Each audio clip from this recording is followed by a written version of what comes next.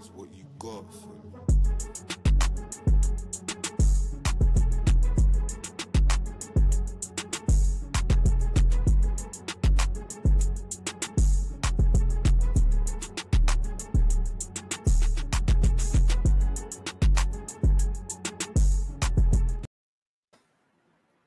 Durag Diaries, yo people, you know what it is. Boardroom settings. I told you it's gonna come weekly, and we are here 3 weeks in a row. I think this might be the first time in Durag Diaries history we got 3 weeks in a row, and I've got familiar faces with me.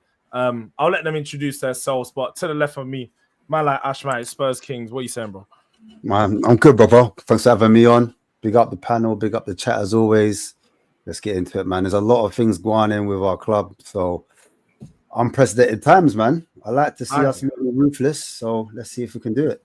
It looks like we might be moving serious in the window for once. Smiles on faces, but still not for the man below me, Mr. Box Office, who has a lot to say today. How are you?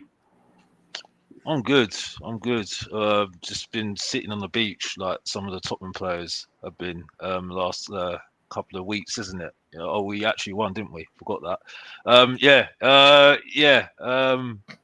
And we look like we're moving in the transfer window. But things are not going well for Newcastle at the moment, from what I'm seeing. But that's another show, isn't it? Really. But it's good to see everybody. Make my one-off appearance. I've been told, because I've been very quiet. I've been told. You know what I mean? So it's quite funny, no, isn't definitely not his one-off appearance. To be fair, Alex has been a feature in Boardroom Talks weekly for a while, and the people love to have you back. So it's good to have you back, man. And obviously Elijah. He's pretty much my co-host at this point. He's here for every other show. Like, he's just got his feet up in my house. He goes into my cupboards and just helps himself and shit at this point. Like, this is how Elijah's just over here comfy. Like, he just ban people in the chat when he wants. I'm just like, yeah, do what you want, Elijah, man. This is your home too, man. This is your home too. But Elijah, what are you saying, bro? I'm good. You know what it is? It's been a while since I've been on Spurs Kings, innit? So I had to make another home somewhere else, innit? Temporary accommodation. You know, so once I get my permanent crib, we'll see what's going on. But I'm glad to be back. Man, homeless, yeah?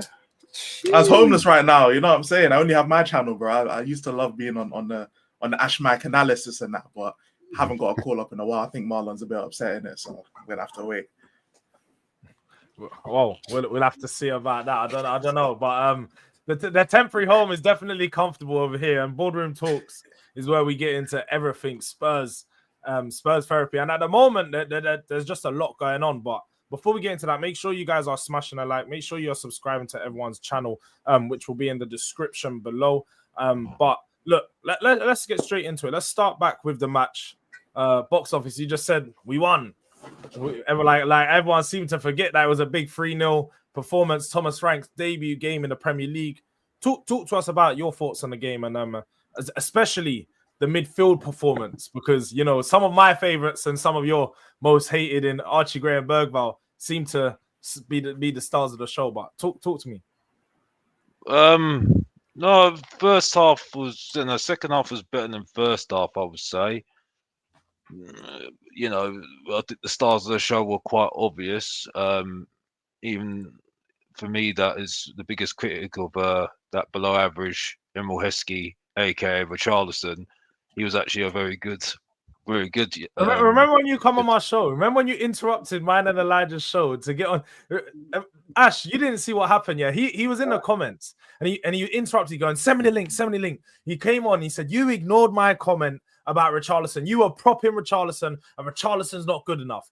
Don't prop him. He's not good enough." And then he goes and gets out this performance. You need to just lay your hands down and say, "Do you know what? Hands up. Look, you got me. One performance, I was mate. wrong.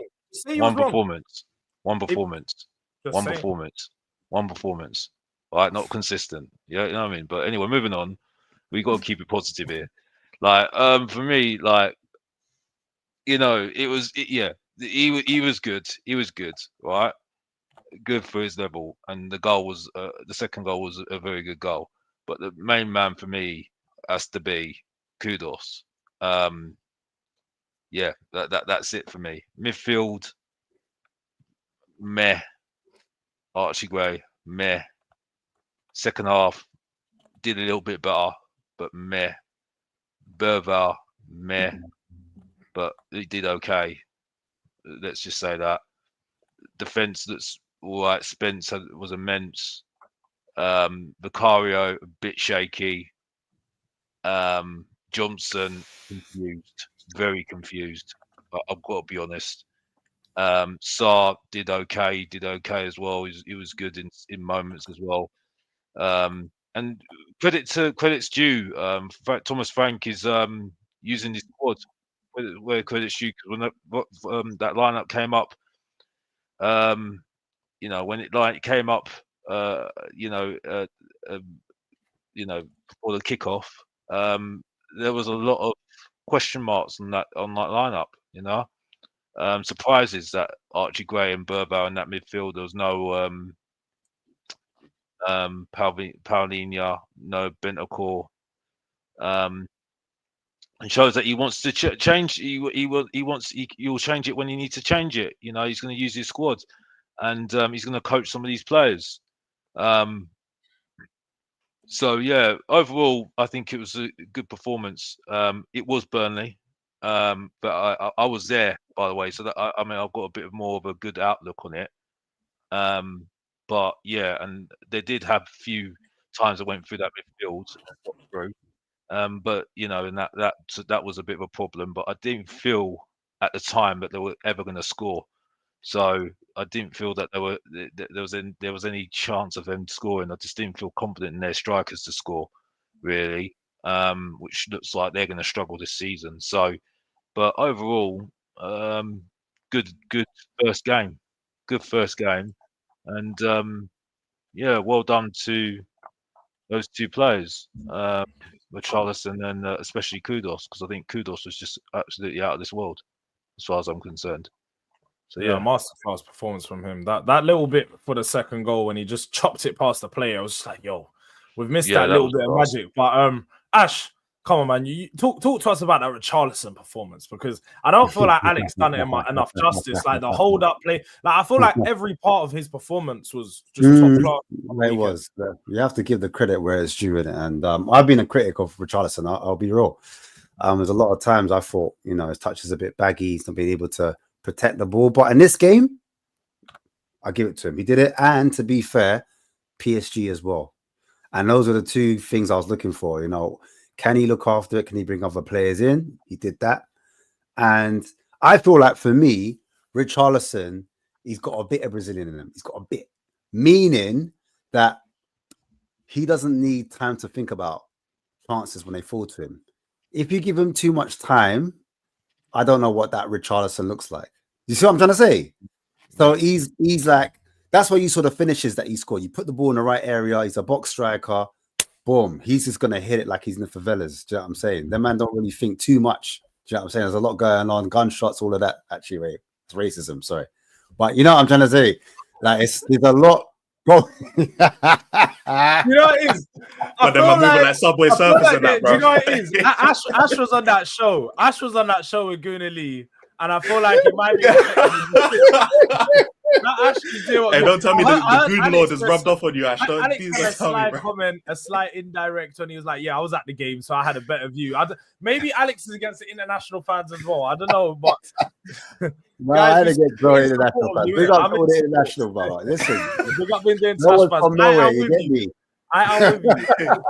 I'm with my international brothers. But no, sorry. I'm saying Brazilian. He's got that kind of off the cuff. You know what I'm trying to say? He's that type of player. If he's got too much time to think about something, I don't know what type of Richarlison we're going to see. See, like, if he's 1v1, I don't know if he puts it away or how he performs there. But, like, in the box, instinctive, like, him doing what he needs to do, sometimes that flair will come out in terms of, like, half volleys, spectacular goals. A bit like, and I don't want to say this comparison because it's rude, but you see, like, Nunes scores the hard goals. Do you know what I'm saying? I always they're very chaotic. They're very there you go. So that's what I think with Richarlison. If he can work on like if he gives me evidence that he can do things under pressure in a calm manner, 1v1, then I'm sold. Do you know what I'm trying to say? but he looks a lot leaner, looks more hungry, focused. Looks like the change of the coach has done him good. We know he's had mental health problems, blah, blah, blah. I don't want to get into that. But it seems like he's sorted himself out and he's focused on getting into that World Cup club side. So for me, yeah, Richarlison. And it's a good conversation and debate to have because when Solanke came on now, all of a sudden, the brother's got 2 goals. He's like, rah, I got to make a stake for myself. Otherwise, I might be number 2. I'm 9+1. I mean, 1+9. So I might not be the number 9 that I thought I was going to be. So yeah, man, it's a good problem to have. But at the same time, I wanted to talk about that left-hand side because we have spoken about Johnson a little bit. And I thought Spence, when he was on the ball, there was times when he was looking for a player to be in a certain space and that player wasn't there. And I'm not necessarily going to just say Johnson. I'm going to bring Bergvall into that as well. And I think that's just a lack of game time together, in my opinion. I think that's where there's no chemistry. And obviously, it's the first game. Sometimes they're not always going to, be on that same wavelength. So at certain times, I'm like, yeah, Bergvall, go into that space, bro. Go into that space. It's there. But he kind of second-guessed, checked his run, and then Spence did a ball over the top. And then it just came to nothing. That was in the first half. And I think that's why we broke down a little bit. Do you understand? So that was my overall arching feeling just on that little period. You know what I mean? If I'm going to be ultra critical. But yeah, do you think that for me, because when I was looking at that left-hand side, I think the biggest problem that we had, and we just have a newcomer, big up to Jacob, United Spurs of America. Well, Jacob and Wolverhaven Uncensored, I should say. I always get confused because the at is still the same. But I didn't even notice. I'll be honest. Didn't even notice when you said United Spurs of America because it feels so natural. Sorry for I'm late for the meeting, guys. I know I missed more fun adjectives to describe the same thing repetitively. Well, what we did say is we support international fans. We did put that out there, Jacob. That was one big. You know, I gotta disagree with you there. I don't. Okay, I don't. And I'll tell you right now, that longitude latitude better check out before I listen to a word you say. No, what we was just getting into, Ash was talking about that left-hand side and some of how, for me, when I looked at it, I thought the problem was when you have 2 right-footed players on the left-hand side, you have them both inverting. You don't have anyone that can actually take the ball round to the byline and create that option because they're both naturally just looking back. And every time it went out to the left-hand side, it was always a pass back, and we were regressing our play. So I definitely think it's key to get a left-footed left-hand side player. But we're going to get into some of that Savio stuff a bit later. But before we do, let me just bring it to you and your thoughts on the game and what you took from the weekend, biggest takeaways. And I suppose just really quickly, what you thought on Frank's switch of, style of play, because a lot of people didn't think that he would do that. Yeah. I mean, I was very not say I was nervous, but I wanted to see, I was actually trying to focus on the game because I wanted to see how we would, because obviously Burnley will sit back in it. We already know what Burnley are like. We know they're going to sit back. So I was interested to see how Frank would approach the game. The midfield itself, I can't lie, the only really negative I have is that it always seemed like Saar was hugging Richarlison. It was like a 4-2-4 because Saar was up there hugging Richarlison as a second striker, and sometimes it got a bit annoying when Archie Gray is the only guy in midfield trying to progress the ball and you have Saar all the way down there. It's bro, come back. But I'm actually very happy with seeing those 3 in midfield specifically because I feel like those 3 together, obviously they'll grow and develop together, but I feel like they complement each other very well. I think it's just the lack of game time playing together. And one thing I always criticized Ange for was we have all these young guys on the bench and then we're not rotating. And that's what happened eventually is players got injured. Then we had to start playing man out of position and stuff like that. So now that everyone is here and we're playing a Burnley, who's a weaker team in the Prem, I'm glad to see Archie Gray playing the midfield. Glad to see Bergvall and Saar next to him. 3 players who, obviously, Palhinha and Bentancur them are better, but they're getting up there in age. And plus Bentancur has injury problems, a history of injury problems, especially at Spurs. So those 3 are probably going to be the nucleus of the midfield coming up for the next maybe 4 or 5 years. They're going to be the guys. So them getting game time together, I'm actually very happy about. Even if there was some issues, and I'm not expecting those 3 who have basically never played midfield together to seamlessly come in and be like Xavi, Iniesta, and Busquets. It's not going to happen. So I'm glad that they just got game time. I'm willing to overlook any mistakes that they made. I'm willing to overlook and not nitpick them too much because that's the midfield three I want to see against weak opposition. I want to see them getting game time together. I think they complement each other very well in terms of the styles of their play. You guys know I'm not a fan of Brennan Johnson on the wing. I just think he's a vacuum. Nothing really goes down his end very well unless he's scoring a goal, which ultimately he did. And Richarlison, like, we know Richarlison's intangibles. Like, he is a good player. It's just the injuries, isn't it? Like, he's always injured. I know the goal ratio and stuff like that looks good, but if he's always injured and always playing into fitness, like, this is why his time at Tottenham's been a failure so far, because he's always damn injured. So I'm not really gonna criticize the team too much. I think Romero was lazy with a lot of his passes. He caused so many counterattacks just because of his lazy passing. He kept giving the ball away, especially in the first half. But it was a good performance. I have no really issues with any person in the team that much. So I'm just happy we got the win, got him out of there.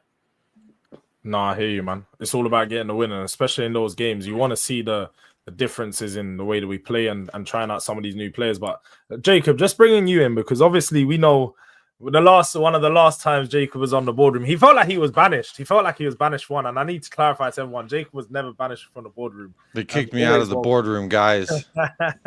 But one of the last times he was on, we all know. You ever seen that meme that Jets guy is trying to go into the training facility and his key card is like not opening the door? And He's he's like, no longer trying the door. Like, huh? Am I locked out of this? Yeah. I text Elijah and I was like, damn, this is like 3 board meetings without me. I was starting to think and I disrupted the meetings. Response from me. He got ahead. And then he didn't even respond. He actually blocked me. He said, "New number, who this?" Yeah, he got timed out for 24 hours. Crazy. It's like Donna Cullen. Crazy. But hey, I feel good. I feel good. My chair ain't look like too many people sat in it, so it's nice. No, definitely. And he's got beautiful views in the background. For those of you who haven't seen that yet. But what I did want to ask you a question about, because we all know you was heavily critical of Thomas Frank when he first came in, and we have seen in the last 2 games 2 very good defensive performances. So I just want to ask your thoughts on, the way that we have set up and the differences in, the Ange football to the Thomas Frank football, and your thoughts on that in particular. My thoughts in particular, my first silly remark would be to just say choo choo in response and then wait for like an awkward silence. But for me, and I can only speak for me personally, like how I felt about Thomas Frank. And I think Glasner is still proving my original point correct, which is that is a great manager over there. That you go and get a manager like that was kind of why I was not really excited about Thomas Frank being appointed. But again, the things that people were using as sell points for the manager when saying, "Oh, Jacob, you're toxic and negative," or "Oh, Jacob, get over your ex," it's like, I can get over my ex. I just need a better bitch. You know what I mean? I need someone better than this. And so far, I will be honest, before the Super Cup, I felt one way, and after we lost the Super Cup, I felt very much more excited. Like, if it was 40% excited for the season just because 39% was Mohamed Kudus, I'm like 85% after Super Cup because of how we looked. And not just that, but like, it was the first time that I could substantially say we had a different look about us that wasn't just hoof it forward, live, laugh, love, hee. And that is what annoyed me a lot in the preseason was, just a lot of it just seemed like we were like, all right, Arsenal, let's see what you're going to do. And they just farted around for a while and then we scored on a counter. And it's like, I'm not a big fan of that style of ball. I like imposing our will. And I thought we did that versus Burnley. I thought versus Burnley, we absolutely imposed our will. The first 60 minutes of PSG, we were allowing them to do their thing, but we also had like a sense about us. Another thing that I think a difference from Frank and Ainge is, especially for me, is in the midfield, in the midfield areas, with and without the ball, the players look like they know what the other player is going to do more now than with Ainge. With Ainge, it felt like everybody's on an island, and you can either like participate in the trade or you can go and try and make a run that no one's going to pass to. So I feel like there is more cohesion, synchronistic swimming. Ash probably has some good vernacular here for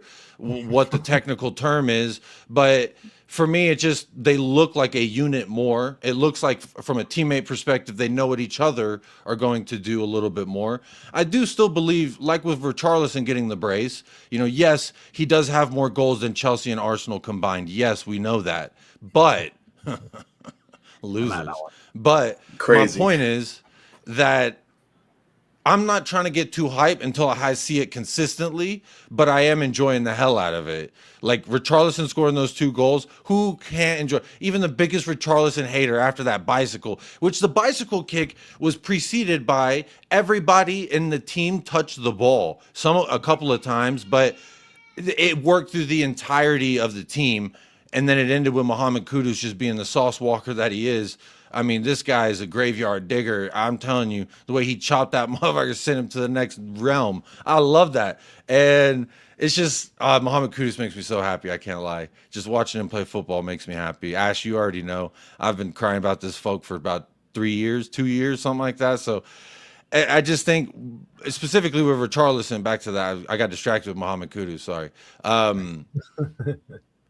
Was that, yes, it was good, but let's see that now, at least. Like, I'm kind of just trying to judge it, as small as I can while not getting too excited, but just enjoying the hell out of it. Like, I don't want to worry about how many sugar cakes I have in the closet. I just want to enjoy one. So that's kind of where I'm at. But from a footballing standpoint, all the things I mentioned, plus there's just that level of mystery still for me. I think that new relationship vibes where you're still like, oh shit, I didn't know you knew how to cook like that. I didn't know them enchilada sauce came like that from you. You know what I mean? So it's like I'm still getting used to some things, and there's still that mystery that I'm looking forward to finding out. And again, it all started. It wasn't a game. It wasn't a series of games. It was literally one man, one interview that convinced me to get aboard the train and say choo choo at every turn that I can, and to just say Tommy he. That's just kind of where I'm at. Like I don't. I relinquished saying that I knew more than Mohamed Kudus when he said, I want to play for Thomas Frank because I see how he improves players and I want to be touched like that. I said, all right then, Tommy touching to the moon. Wait. Well, speaking of Tommy touch, Tommy did touch with Tottenham at the top of the table, so talk to me nicely.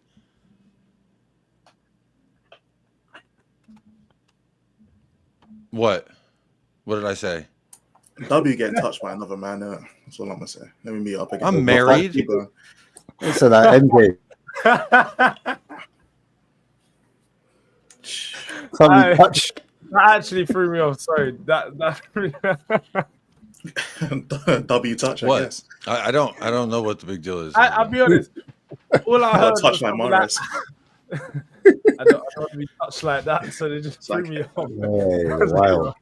You gonna take my brother? That's a VAR. That's a red card, boy. Hey. And I composed myself, and he just looked and he went like this, and I was like, You see, this is this sort of behavior why I thought y'all kicked me out the damn boardroom. Did you fasten your I got headband as points well, to man? make. Like, I have bullet points. I have a PowerPoint presentation. yeah, so he stood right behind you and just started fastening for you. Like, nah, it's a bit crooked there, Jake. You know, I see you.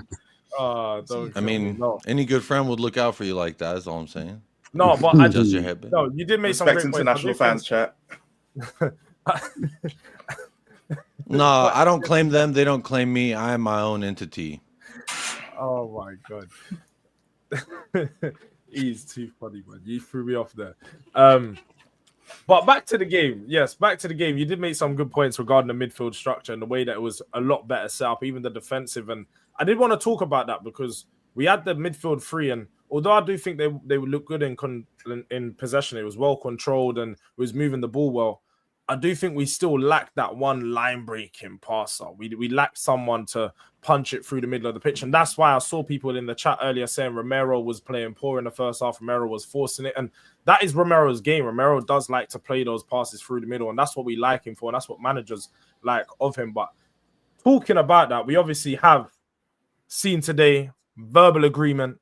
Paul O'Keefe has put out there that there has been agreement between Tottenham and Crystal Palace for the player, but there was some hold up, as Mr. Udang has put in there, on some last minute. No, Paul O'Keefe didn't get it right. Oh no! No, apparently, is the old man gonna crash out on Twitter again, or are we gonna send him to the home? What the word on the ITK curb is apparently that the agents want some extra bonuses and stuff like that. So apparently that's the hold up right now. But apparently it's not. Apparently it's that's bullshit because we deal with Eze's agents. We've got loads of people on Eze's agency. Do you understand? So that shouldn't be the case. And then apparently it's Parish that's changing things at last minute. I don't know. That's what the ITK say as well. I wouldn't be surprised. Yeah. Apparently that's Daniel Levy. That's what Daniel Levy does to people in deals. So apparently that is the case. So we missed that creative spark. What I was trying to get onto anyway and just say is we missed that on the weekend. What do people think of, I suppose, the potential adding of Eze at this moment in time? And do we think that deal is going to happen, or is this typical Daniel Levy stuff? Let me ask Alex first. Well, we obviously do need it, because as far as I'm concerned, the only one that can do it is Kudos at the moment for me. It's a bit worrying that it had to take, and it's bad I'm saying this, it had to take Maddison getting injured for us to start saying, oh, we need to get another number 10. I just don't get it.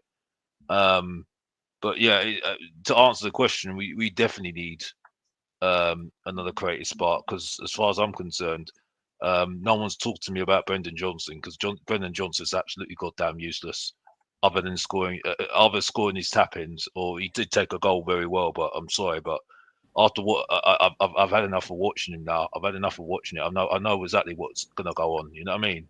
The guy is just absolutely useless outfield. You know what I mean? Absolutely. Well, it didn't look like useless. anyone wanted to pass him the ball anyway. Well, yeah, because he's useless. He's useless, He Jacob. just turned away. He's absolutely useless, and he ain't lasting anytime soon. Everybody, and the thing is, though, it's funny. It's funny. I'm on this panel, and Jords has started saying about the midfield.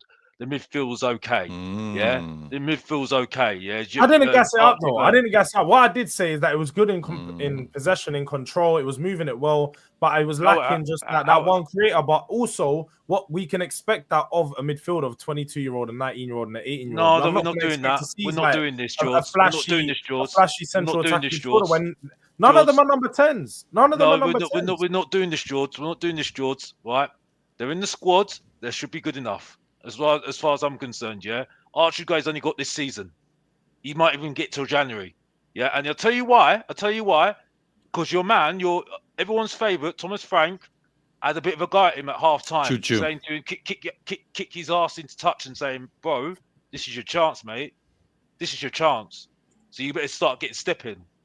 Because look at what I've done to the other youngsters, mate. Look what I've done to the other youngsters. Donnelly, Mikey Moore, yeah, even that guy that we signed on a new contract, yeah. Where have they gone? They've gone on loan, all on loan, because he ain't got time. He ain't got time for them, you know. So as far as I'm concerned, this guy's got to get to step in, and he didn't get to step in on Saturday. He did not get to step in. Maybe a little bit in the second half, but that was because Burnley were 1-0 down. That was it. And Burval as well, I'm sorry. Yeah, because he had a few moments. Sorry. We're getting Eze in. Yeah? He's lucky that Savio didn't come in. Yeah, so what's happening when Savio and Eze are coming in? Do you see they're going to get game time? Yeah. Do you think they're going to get game time? They don't play in Archie Gray's position, so that wouldn't affect them at all. No, but that's not the point, though, E. That's not the point that I'm saying, Elijah.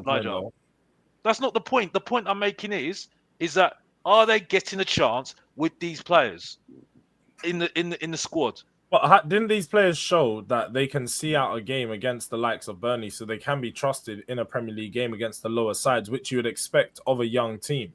Is that not what we expect of them?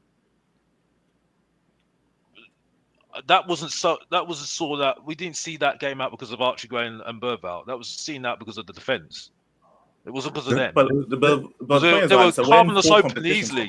They carved us open easily. Though, Alex, don't you think, like in the Carabao Cup early stages, FA Cup early stages, lower competition in the Prem, don't you feel like the thing is though, game time? If we get knocked out the cups, yeah, and Thomas selects those players, hey, it's not gonna go down if he doesn't sub off the play, because every other big team does that. But if it's looking techie, you sub on the senior players quick. You don't give the other team enough time to build momentum, because by the way, then you bring on your players. It's kind of counterproductive. By the way, in the chat, yeah, right. Just because I say something bad about Frank, you're poor little Frank, yeah, it doesn't mean I don't like him. Grow up, bruv. Yeah, I've already had it with some YouTuber telling me couldn't even say hello to me on you know, at the game. Yeah, a big YouTuber tapping topes. Yes, you know what I mean. You know what I mean? Because he couldn't take the fact that I told him about Harry Kane, bro. Hey, You know what I mean? Hey, Yeah? there's a bit of a cough going. I think the weather's I'm not changing. doing this. I'm not I think doing the this. weather's you Yeah, heard that. I'm not doing this. I'm not having baby Tones, time with these aye, Tottenham Tones, fans. you've You been know. called out. You've been called You out. know what I Tones. mean? Yeah, You that's know. a clip, bro. You know, No, I sorry, but I'm respect it. not I doing respect this, it. yeah. Alex. So Talk your let's shit. stop this. Not you know, telling me that I've got no problem with Thomas Frank. I don't need to say it the 15th hey, time to some of these people, even Sava. I've got to tell him to his face and tell him hey, how that's many times do I wicked. have to say to you, I do like Frank is okay. I don't got no problem with Frank. It's just you lot No, that's get not good get enough. yourselves That's over. not good. Subscribe You to gotta too much say You know what I on choo YouTube. choo. You gotta say he Bloody hell! live, But laugh, the point I'm love, making is maybe, though, hopefully, the point, dream a little dream of me. These are all things he that's the said. point. Yeah, but back to the point, yeah, because I need to get back to the point, right? Is that like that midfield, right? And that midfield and the wingers, right? Other than Kudos, right? Okay, I'm sorry, like it's bang average, bang average. I'm sorry, bang average. Alderbear. I mean, he don't get past any player. Honestly, he runs about like a Messi. He runs about like a I'm not Messi, but he getting can't into even do a this. Messi. Wait. He can't even do a turn, bruv. All right, Jords, talk to us don't about- entertain the Jords. Please No, don't. no. So talk Don't to us about Eze, because that's where I wanted to move the conversation onto anyway. Is about this Eze deal. Yeah, let's talk about What are it, your please. thoughts on the current situation of the Eze deal? Do you think the Eze deal is going to get done? Are we going to see him in a Tottenham shirt this weekend against Manchester City? Anyone feel free to jump Well, in. I'll just say this, Mr. Angry old man yelling at a cloud again, Paul O'Keefe. I'll tell you right now, that guy, his form is LLLL and TBD, because I thought it was a W with the Eze call, but now it's saying that it's off, or that the dude wants Pepsi and they only had Sprite, some shit like that. So it's like, to me, you know, I guess how many times can a clock be wrong a day, or what is it? How many times can it be right a day? We're nearing that with him. So will it happen? If I'm basing it off of him, you can flip a coin. If I'm basing it off of anyone else, you can flip a coin. I'm so sick and tired of this Abrechi Eze saga, because we had the same thing last summer, all summer. We're approaching, we're preparing, we're edging a bid. I'm edging. We're all edging in a room waiting for the fucking bid to come in, and ain't no bid come in. And it's like, oh, we wanted to, we didn't want to. We were going to meet the clause, we didn't. It's just every day they're just throwing little chum bait to the little fish to eat up. And every day everybody, ooh, yeah, so good. Oh, he said it's a deal agreed. Oh, but there's a hold up. This the same shit we in before we even kicked off versus Burnley. And we're still talking about, is he going to be here? That's why it's fucked. Can I just say something? Because I'm just amazed by what I'm seeing in the chat. I'm sorry. Yeah. I'm sorry. Like, I'm not even getting rattled, but I'm just like, am I in a parallel universe here? It's like we're defending our youngsters so badly. It's like it's no tomorrow. Like, do we actually want to do something in this season? Right? Am I watching a parallel universe or what? The that's not our youngsters best performed midfield, versus a though. lower tier Am I Premier League team. parallel I'm not that universe or concerned. what? Am I a different universe that like we're getting players that are actually going to better than these youngsters? Let me They're ask not you gonna this, see the time though. of day. But we We're not did. gonna see Let the me- time That's of what day. we want. That's what we did. want. That's what I'm exactly saying. what we So want. why these people? When we're Why these signing people? Kudus, when we're signing Paulinho, when we're signing Eze, that's exactly what the club wants. That's But we exactly can't Yeah, start them against yeah. Burnley when we got Man City next week, innit? Like, But this- even this versus is Burnley, really that's a poor lower tier competition for Premier us. League side that those young kids performed well in. I didn't think that they were bad. If they were bad, they would have got overrun in the midfield. And I didn't Alex, let see me ask you that. this, Alex. Don't you think Archie Gray is a championship level player? Yes. Like as of right now. What Yes. are Burnley not a championship team? Championship Oh. winning team. It's a good point, but the point is though, is he gonna Ooh. last? But that's what I'm saying. Like, it's when but- four but- competitions, it's good to I've had rest that. players early while Okay, we're so getting let's into the answer groove of the question. season. You know what I'm saying? That's what I'm Got saying. Like, we're But- not starting Archie Gray in the 6 against Man I hate it City when or in the E has a good Champions But League. can I ask the question? Can I ask the question? So what True that. happens when Bentancur or Mr. Box Paulinho Office, gets the gets professor injured? of lies. No. Okay, well, No, I hear it. I've got some I truth hear about it. Johnson. So The professor of misdirection. I hear what you're saying, Alex. Obviously, if they get injured, but like we can't fix, and obviously, like there's so many other positions. We still need a fullback, still need a striker, but we can't fix all of this in one window. I know Liverpool have done it this year, but like it's really an anomaly where you can go out. No, And need 6 Liverpool or ain't 7 fixed it all. Liverpool ain't fixed it. They need a DM. But that's what I'm saying. It's an They need anomaly. a centre back. They need a centre back still. They're still saying having to it's- wait. They're still Even having if they to get wait Gay, for. they still got issues. You know, you can't fix everything, but look at what we have addressed. We wanted a winger for creativity. We got that. We wanted a 6 that actually have a different profile in terms of the rest of our midfielders. We have got that. We finally got a 10. Obviously, Maddison got injured, but we finally got a 10 to help with the creativity issues. We were looking at Savio. I don't know if that's going to happen, but we did need a left winger. We've been asking for that. Obviously, we still want a centre back. We still want a full back. We still want, you know, saying an extra midfielder now, especially with the whole Basuma thing. But we can't fix everything in one window. Of course, we still want a striker as well. I think we've done a decent job. Did anyone think we'd sign a Pauline, like an actual DM this window? Did anyone Not a think Paulinho. Yeah, at the start of the window. Not a Premier League proven one. No, I didn't think so. I'll be honest. I thought we would go for a player like that because I feel like we needed an older head, a veteran player in the squad. I feel like we needed that, and I always felt like especially for the price tag, though. Especially for the price tag. Premier League, because he checks off every box. What about Kudos? Did anyone see that one? Like getting an established? No, I didn't think we'd get a player of that quality. I'll be honest. Didn't think I thought we were gonna get Dibbling. I'll be so real. I did not. So just off those two alone, would you not say raw? You know what? That window and doing it early as well, fairly early, like start of August. No, adding Eze to that. Adding Eze to that, and then maybe a Sav. Then I'm starting saying, oh shit, but like. Wait. If we have Eze and Savino, this might be our best transfer window. Like, no. But I'm saying, like, would you have envisioned that we would have had a quality winger in that we'd have in Kudos on the right wing, and the Paulinho as well, like by August? Like, would you have thought in that, or would you have thought like maybe? No. I didn't see the Kudos one coming. I'll be real. That one floored me. Do you know what I'm saying? Because normally we will get like a Paulinho on a loan. And we might buy a winger, but not of the level of a Kudos. Do you understand? And to the point where he's balling out straight away. I said, as soon as we were linked with him, I said I'll take him all day long. Of course, we all said that. Because I sat there and thought he's not playing well. He's a perfect midfielder to get in because he's not playing well. And if Thomas Frank is like a Harry Redknapp, like Pochettino, he's looking at that and thinking, yeah, I'll have that all day long. You know what I mean? You know, and we got him at a good price because West Ham needed to sell, and it was just like, yeah, cool. That's me all day long because that's what Sam Allardyce does. Chelsea offered a deal for Kudos as well. Do you know that? Yeah. So they offered Dewsbury Hall to West Ham plus cash in it, and West Ham rejected that. Do you know what I'm saying? And then we came and we swooped in with the full P in it, and we paid it. Because normally that's what we do. Normally we do a player plus cash, but we did it a little bit different this time. Last year, I mean that's how we lost our Neto to Chelsea. Exactly, this is my point, bro. Do you understand? Yeah. So I was shocked. For me, I was shocked. I'm like, raw.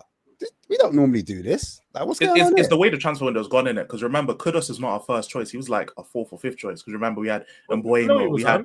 No, in terms of players we were looking at, players we were interested. Like we're looking at Mbuemo, looking at Semenyo, looking at all these players in it, and then they ended up choosing other clubs. And then we looked at Kudos, which is he's still obviously a great player, but he's not the first choice we was looking at. And then obviously the Gibbs White situation happened. That's lasted like 3 weeks, and we ended up not getting the player.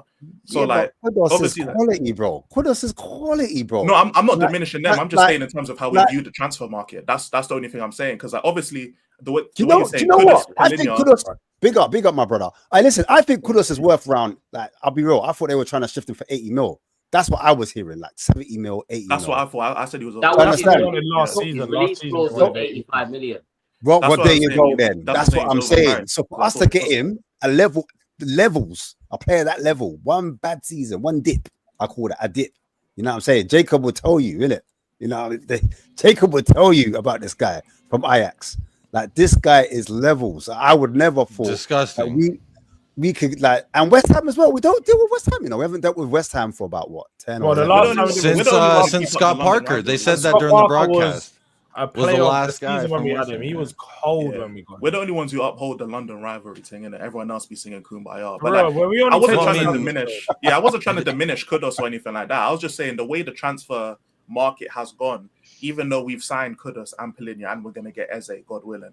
Like, these are free quality players. I'm not trying to diminish them at all, but just with all the sagas that have happened with Spurs, obviously Gibbs White being the main one, and then Mboimo choosing United, and Semenyo signing his deal. There's just been a lot of things for Spurs fans to like latch on that's negative, to the point where I feel like it almost Spurs fans will undervalue the market because of all the sagas that have happened. Like, if we just take time to realize that, we've signed Kudus, we've signed Pelinha, we'll get Eze. Like, these are 3 top quality players that we did not think we would sign. I don't know. Obviously, us leading into the thing, but any other transfer window, we maybe get 1, maybe 2 if we're lucky, and then a youngster. We managed to get the youngster and like Takai, and we still got all 3 of these men in it. So this is still a very good window, regardless, even if we don't get Savio. It's just, I agree with you, Elijah.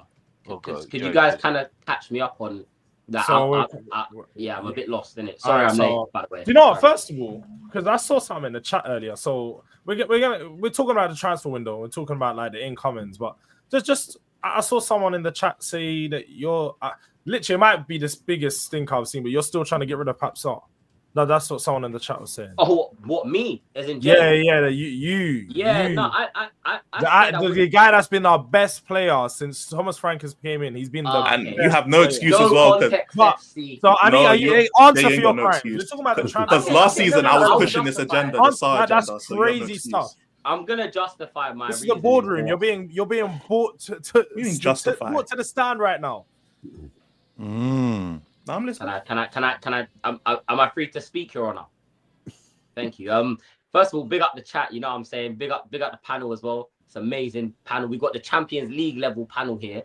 So like the stream, innit? First of all. Second of all, you were yelling at me last time we were on a panel together, by the way. I'm sorry. I'm Jacob. I know I was. Listen, Jacob, you know it's all love, bro. You know I love you, man. But, it was hilarious, actually. I was the saying clips are funny. that I personally, at the time, and by the way, this was just me saying that I wasn't opposed to selling Papsar.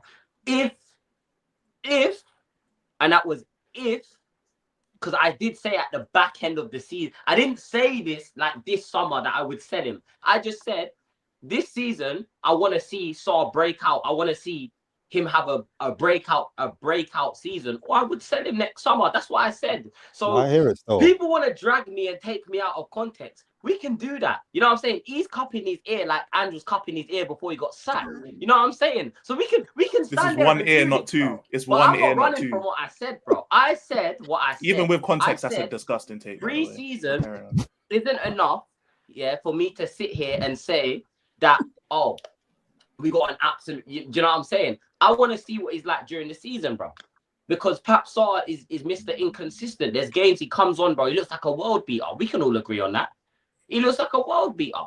Jay asking to be sold. Now this is a color thing. There's some underbelly color. There's some undertones of some. People have come on my chat and called you Pat and Jay. Can't claim color things for a bad take. No, because it was mad Wake in my comments the other day. They said if I went bald, I'd look like Wissop. You know what I'm saying? They're just any black player, bro.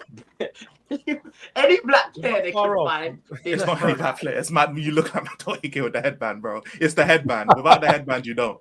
It's with the headband you do, bro. The do-rag. The do-rag, bro. Call it whatever you want to call it, bro. Hey, you can wear Jacob's headband. It'll be mad away. Oh, no. I still feel like with the context, it's a horrible take, man. Because Saar's been. What? You don't think if Saar has a poor season and we get a good offer for him next summer, you wouldn't sell him? But no, I don't think he will have a poor season. That's what I mean. I didn't say that. By the way, I didn't say he was gonna have. I just calling him inconsistent. He's on my list of players that I'm watching. Like Maddison is on that list. Johnson's on that list. Solanke's on that list. There's Udogie's on that list. There's players that are on that list, that I need to see something from them this season, or I'm gonna have questions, bro. And I don't think there's anything wrong with questioning the players that are in your squad, bro. They still no. In this context, it is. In this context, it is. I just wanted to because no one in the team last year was consistent. Okay. But that's not my point, though. I understand that, but now Ange is gone. Now this is a perfect opportunity for players to start building that consistency up. That's all I'm saying. I know, I understand that, but putting Saar on fraud watch because of his inconsistencies when no one was consistent. Fraud watch is the wrong term. I'm not saying fraud watch. I'm just saying he's on the list of players that I want to see do something this season. I want to see them start. But there shouldn't be a list. It should be the whole squad then, in my opinion, because the whole squad was inconsistent last year. So it shouldn't be a list. Well, no, it's not be the whole squad though. It's not the whole squad because there's players, yeah, that you can sit there and say them performing poorly is an anomaly, like the likes of a. I almost said Kulusevski. I almost said Kulusevski. There's players that performing poorly is an anomaly, like a Jed Spence, for example. So he's not on that list. Would you say Jed Spence was inconsistent last season? Towards the end, Yeah, towards the end. Let's be honest. No, let's be honest. Jed Spence didn't play for like a year. He came in when he was fresh, match fit, and everyone else was tired. He then outperformed everyone because he was more fit than everyone else. Jed Spence is a go. I ain't taking no Jed Spence slander. No, let's be honest, because Jed Spence is cold. We're not denying that, but let's be honest, yeah. He was our best. I do agree with Jay. But the reason why the whole squad isn't on the list is because there's players in the squad that I don't even want here. So they're not going to be on the list anyway. Like Pedro Porro's probably not on the shit list, right? Okay, so what player do you want? So are you telling me every player that you want at the club is on the list? Of course. Okay, that's what I need to. As long as the whole squad is either I you never want them said I on the wanted list, Pat gone. I just said there are players that I'm heavy on watching, yeah, like a Pat Sarr, because he's playing in a position that under Thomas Frank is going to be crucial for us. That midfield. So yes, I'm watching Pat Sarr. The same thing with the fullbacks. Everyone's on fraud line. Again, in a Frank system, our fullbacks are going to be very important. So I'm watching our fullbacks very closely. Our wingers. We just signed Kudus. Guess what? I'm watching Kudus as well, bro. So I'm not. Shit, me too. I'm not picking and choosing, bro. This is just me preparing myself for in case anyone. I can't sit here and get mad at the end of the season when players don't perform to the level that I expected them to perform at, innit? That is me. Now, like bro said in the chat, maybe fraud watch is the wrong term to use. Maybe fraud watch is the wrong term to use. No, that's your term. Don't take it back. That's going to be the name of the clip. Everyone's on fraud watch, and Kudus is going to be in the title. Okay, He's going to be in the picture. And throw Kulu in there as well. Throw Kulu in there as well. You know what? Keep fishing. You know what I'm saying? Keep fishing, bro. Keep fishing. It's cool. I said what I said, and I'm standing on business, bro. I'm standing on business. Now we're playing around, but back to the transfer window. And Jacob, sorry, you was gonna say something there. Do you wanna... No, that I agreed with the overall point of like Jed Spence. I would say when we were good, he was often our best player. When we were bad, he was often our best player. And so I felt like even though his performances varied in regards to quality, this man locked up Mohamed Salah in a match. Like, I ain't taking no Jed Spence slander. I have a photo that's currently going right now that little shitty Photoshop of all the people getting put in the penitentiary. Kvaratskhelia, welcome to the penitentiary. All right. The prison guard is Jed Spence. Yeah. How many photos we need of him giving the Heisman on that hoe to Boohoo Saka? I mean, come on. This guy's a GOAT, and I ain't taking no disrespect towards Jed Spence. And I'm a big fan of Destiny Udogie, but I'm not so sure that he even has a starting role when he comes back. And I think that's a really good problem to have. And I think it plays into the original point that Alex was saying, which is we should have good players in depth at every position. Like, that's in a perfect world. And while we are so far away from that, to Ash's point, we are taking the steps to get looking in that way, where if we had Madison, Eze, Savio, if we had all these different options in the forward line and in the front areas, like, and then all the Kevin Danso for me is probably one of the best third string center backs that you got in the top six. Like, Kevin Danso's a bad he's a bad boy. So for me, I think that, you know, I still think we needed a right back more than we needed. I'm sorry. Or a fullback. But Jords, order in the courtroom, mate. I ain't having this. I ain't even got my Stella today, yeah? Objection? I'm a little bit on edge. You know what I mean? Why is everyone... what is wrong with what I said, bro? Why can no one tell me what's wrong with what I said? You know what? Listen. What we need to clarify... Why is everyone on me? Mandem, what we need to clarify is what is everyone's expectations, because I feel like people have different levels of expectation either on the manager or on the players. To get it after last season when we finished 17th, what are we saying as a collective? Where should we be finishing? Because that will tell me a lot on what players should be doing what to get it. If he doesn't win a trophy, he has to be top 5 and a trophy in the first season. This season. this season, yeah, first Yeah, season. nothing less. I don't think he That's has kinda the pressure of having to win a trophy. I'm going to be What do honest. you mean? I don't think he So does. so what? How What we else are we did? gonna become? So what? If he doesn't win a Wait. trophy and he Based comes off out of what he's saying, seventh- he is not under pressure. So George would be He needs right. to be No, top no. six Based off What of I'm what no, Frank no, was no, saying. he is under pressure because let's have it right. This season in the Premier League, a lot of teams have spent money. The big teams have gone heavy, especially the top 5. When we're talking about Man United, a 200 million pound attack, winners. and they're still adding more. We're talking about Arsenal, Chelsea, City, Liverpool, all spending 200 to 300 million plus more, and still in the window for more. So when we're looking at the top 5, to say that he must finish in that top 5 and try to compete Well, with the season, Arsenal are massive shit. jump. Let's. And we they haven't finished had a good 17th. I window. feel like he should finish in a European place. With that should be the top 6, especially if he gets Eze, if he gets Savio, then there is no excuse. But don't we all agree that there has to be the backing in the transfer window before we start setting a high expectation like, oh, he must win a trophy? What about if he doesn't get the players that he he wanted? needs to win a Well, trophy. because This right now, season is what more we're important seeing than right last now season, Jords. is we're seeing a delay with the Eze deal. Savino is currently a deal that Man City are pricing us out of, or saying that they're blocking the move with their CEO at the moment. So if we can't get these deals done and we end up with players that aren't of that same quality, how can we now say, yeah, Frank, you have to win a trophy? How can we do that?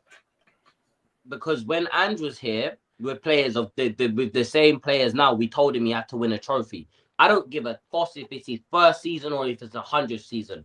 We just come off the back of winning our first trophy in 17 years. Yeah.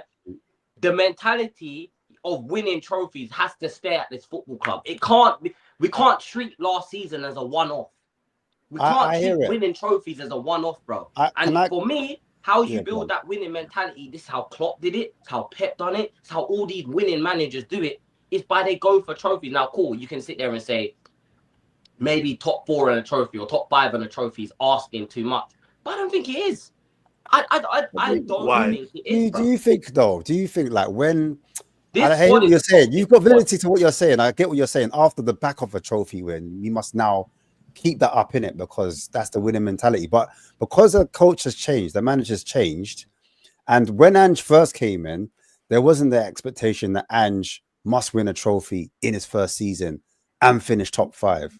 Because when Ange came in, it was off the back of us finishing 8th. So I Ange didn't say never had first that. season, but I said last season. No, but that's what I'm saying, because this is Thomas Frank's first season. I'm just trying to keep it, So consistent. I agree with Consistent. you, Ash. Like you But- don't judge the beginning of Thomas Frank's era versus the end of Ange's era. Like I like to look at them in comparison of, okay, the first preseason for Ange, the first few games for Ange, which is why I'm trying to not get too ahead of myself, because we were on top of the moon after 10 and the wheels fell off. And I'm not even saying that we could reach that height or that low with Frank. It still remains to be seen. But I do agree with Jay in the sense that this can't just be, hey guys, we won a trophy, hee. Now let's just be relevant without glory. Right. I And I'm think with that as well. You're right. if a team like, I think top 4 may be asking a lot more than this squad is able to do regardless of manager. However, if a squad like Crystal Palace's last year can win a trophy, I mean, why can't we win the easiest one and get a top 8? Top 9. But the context, Crystal Palace was a mid-table team. the context though is We the could be a squad- mid-table team and win the Carabao Cup. Why not? No, because he just said top 5 in a trophy, so we can't. But be the- I'm not. Oh no. Oh, wait. We don't have a squad to compete top 4, barely That's why I top, think not even top 5. In my because opinion. like our squad, our depth just isn't good before I enough go. to. Oh, Just sorry. before I go, because I'm going to go in it. So Yeah, real quick. that- and anyone that's can good. come onto my show. Pause. Jump on my pause again. Forward onto my show. You get me? Hey, drop me the link. I don't want to do a show. Drop me the link. You heard Jake. Hey, listen, it's crazy right now. Hey, drop me Hey, the it's link. mad, We'll it's continue mad, the it's mad. party, Hey, man, baby. never forgive me, innit? Listen. This is not the boardroom, yeah. We do not. Shout out to the condone English this in fans the at international right now, bro. Like I said, they're trying to kick me out the building. I big up that HDMI, LBC, all that rainbow, all of that. Yeah, big up all of them. But listen, Big them up. all man. I'm trying to say is, boom, off the back of what Frank did, he hasn't. Oh, sorry. Oh, Palace did. Palace had not one competition, but they were in Europe. I think this season we're fighting on 2 fronts, if that makes sense. So I'm looking at the squad, not 2 fronts, 4 fronts. Sorry. So I'm looking at this season, and I'm like, is the squad quality, depth enough? So when we look past that 11 that we're building, because we're building a pretty strong first 11 with Eze, Savino, Kudos. Do you know what I'm saying? And if we get all those players in with Palhinha, we're looking like a strong first 11. But if we get any injuries to those players, the players that are coming in, can they keep up to the level of what the fans want in terms of finishing 4th, 5th, and the cup as well? Do you understand? With Palace, they didn't have that expectation, and then also they weren't in Europe. They just had the league, and so their squad would stay a little bit more fresh and wouldn't have to face as much minutes or contend with injuries, etc. Do you see what I'm trying to say? So that's why I think the context is slightly different, in my opinion, humbly. But man, I hate that it's always on the Tuesday before my show, innit? I wanted to add I know. I hate that it's always, but yeah, like, finish your point, brother, and then I got a cut still. No, But I yeah. was saying that's a good point, innit? Obviously, I get that, but it's more of a question to you. Yeah. Obviously, everyone's complaining about the depth in our squad and it's not good enough. So, where exactly is the depth problems? What exact positions So you say Tell, would say Odegaard, you'd say. So it's that left wing, yeah. So yeah, basically down that left wing, and left wing one position. What's the next position that we left wing striker, right wing Cam, centre back. Hold on, slow down a sec. Slow down. He's overdoing it. The drop off. What, to finish top 5 and win a trophy? What are you smoking, bro? What are we doing depth, here? You're saying the depth. I want to say, man. I'm not saying that we've got the greatest depth. Big up Ash. Now, do you know? Wait, let me ask someone who's been sat back for a while. Big up to Ash. Make sure you guys go subscribe to Spurs Kings. Let me just get somebody.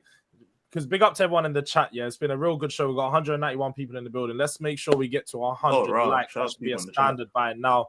We're having a good show right now. Good Spurs therapy session. And make sure you subscribe to everyone's channels as well. It's in the description. Ash Spurs Kings. We're going to be sending you guys over to Elijah afterwards around 10:30 when he's going to be doing a show with Mike. So make sure you stay right over here because you're going to have plenty of stuff to do.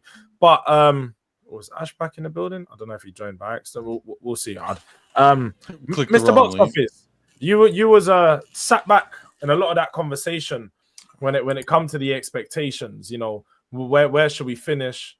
And you haven't really. It sounded like you didn't really have much to say. But earlier you had a lot to say on Thomas Frank and about how people are propping him up. This is other people's managers. Talk to us on what the expectations should be and your thoughts on what has been said so far, because I'm sure you got a lot to say. For me, it's quite simple. If he's getting Eze and the squad that we got at the moment, I expect to get into that top. Well, he needs to get 8th, at least 7th, maybe even 6th, right? I think that's got to be an expectation. 8th, the minimum for me, right? The trophy debate at the moment for me, I've got no expectations on that at the moment, because I think the only thing I would say is that we were 17th last season, and the guy that got us 17th last season and won the Europa League completely forgone the league last season to get that Europa League. So let's put context into this right now. You know what I mean? To save his skin and save his reputation.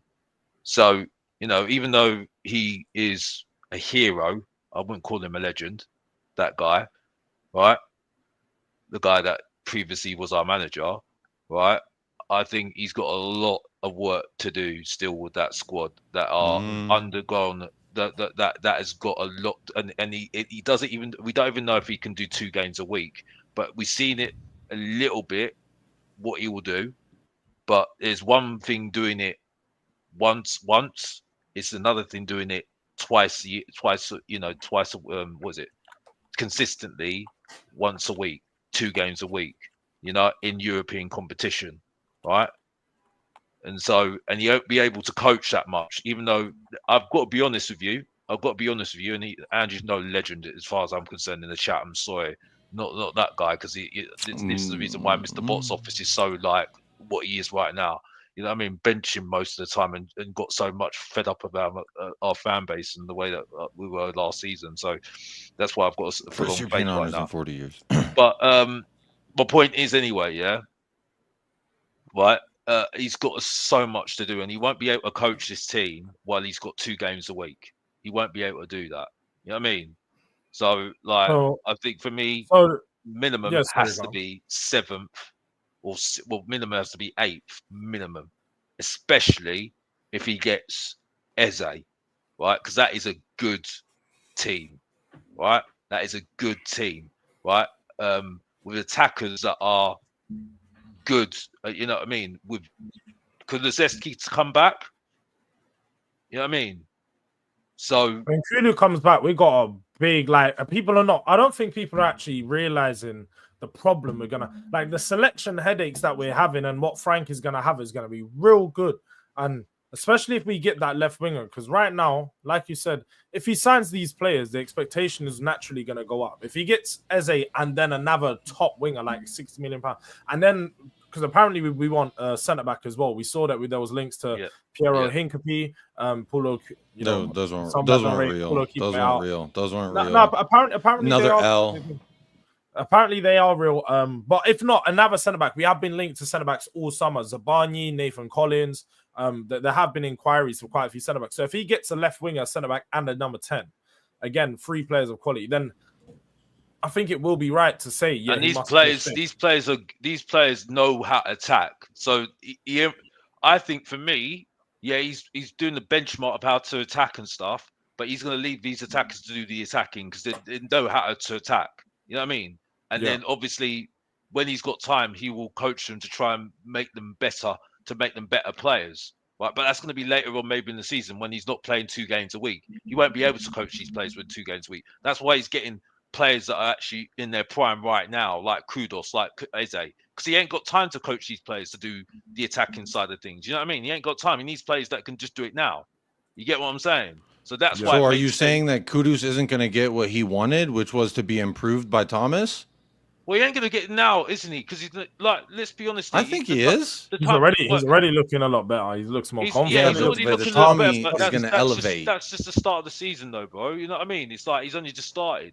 You know what I mean? So let's be honest here. You can say that it's just a bounce at the moment. You know what I mean? So it's only when you see later on in the season. You know what I mean? That's when you really get the hold of that consistency. Thanks. Consistency. You get what I'm saying? So for me at the moment, Kudos is doing what he used to do at West Ham.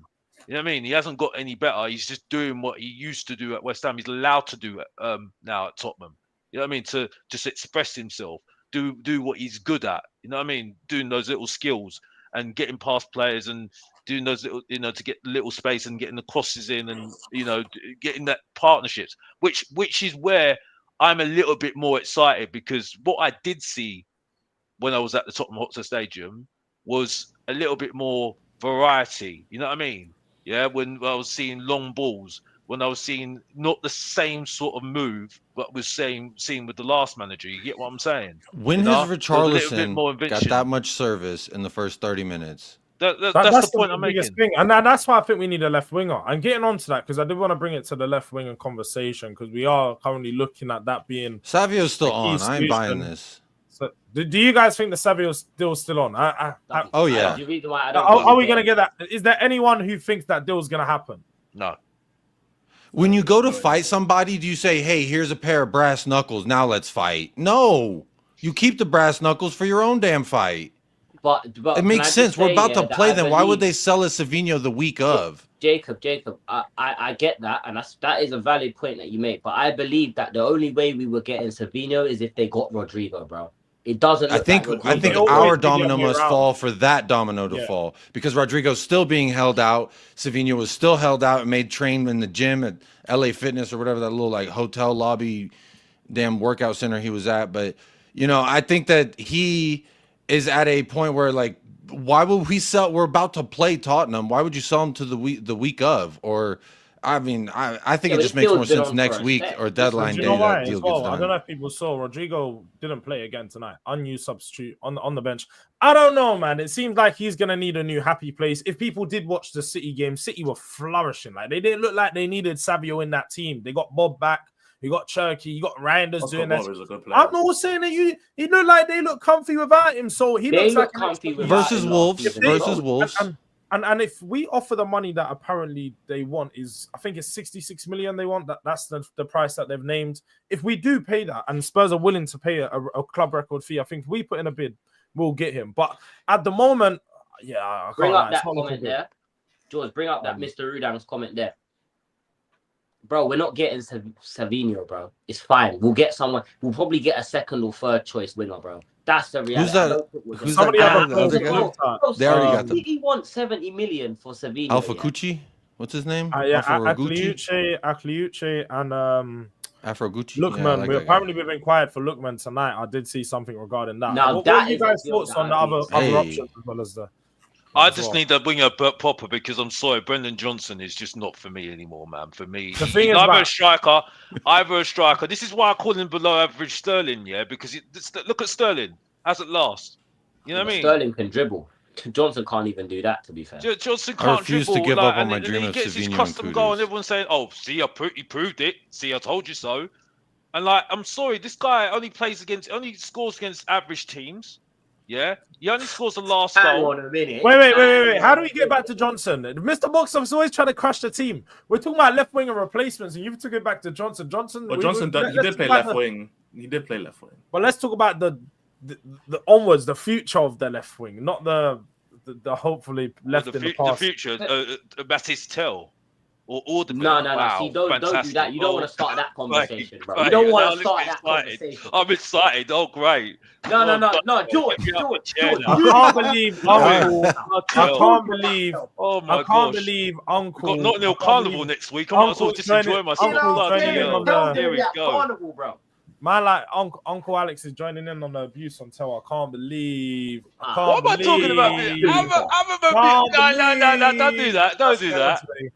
I was talking Can't about the believe- football side. I wasn't talking I about know, that I'm side. joking. No, I'm Alex, joking. listen, mate. I can't Let- lie. let's- That night, I said some stuff to my TV that I won't repeat. You know what I'm saying? But it was emotion at the time. Mm, Listen, we don't condone any of that. But in terms, George, I just want to quickly add. I yeah, might. that left-hand side, bro. That left-hand side, I don't even think it's just the attack that needs work. I know he obviously said that. I think you said to me on stream one time that Spence genuinely looks better on that left-hand side. I take He it back. looks, he looks like he's performing better on that side as well. However, I don't want us to rely on having to, you know what I'm saying? I feel like even that side of things, again, we still need, bro, I don't want us to be playing a back five. And like Alex said, bro, I don't want to bring Johnson on that left wing back, bro. I don't want that. I don't want to bring Ben Davis on that left wing back. Do you know what I'm saying? As much as we need that left winger, yeah, bro, I think we need a left back as well, bro. I think we need it arguably just as bad, bro. Just as bad, G. Because Doggy looks shit. Excuse my language. I'm just going to say it. No one else is going to say it, so I'll say it, innit? There's a reason no He's one else looked is saying arse that. for over a year.